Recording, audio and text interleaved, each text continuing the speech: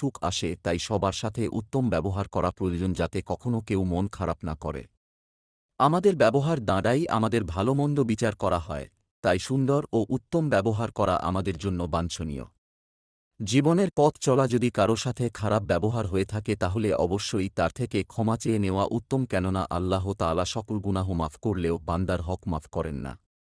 খারাপ ব্যবহার শুধু মানুষের জীবনে খারাপ কিছুই বয়ে আনে না, বরং অন্যের কাছে নিজের ব্যক্তিত্বের সম্মানহানি ঘটে। সেই ব্যক্তি সবচেয়ে নিকৃষ্ট যে ব্যক্তি সবার সাথে খারাপ ব্যবহার করে এবং এতিমদের সাথে দুর্ব্যবহার করে। খারাপ ব্যবহার করলে যেমন নিজের সম্মানহানি হয়, তেমনি পিতামাতার প্রতি বিভিন্ন রকম অসম্মানজনক প্রশ্ন জুড়ে দেয়। নিজের সম্মান বজায় রাখতে এবং সবার সাথে মিল মহব্বতভাবে চলতে ব্যবহার উত্তম করতে হবে, তবেই সকলের কাছে প্রিয় পাত্র হওয়া যাবে। Don't forget. Subscribe. Like.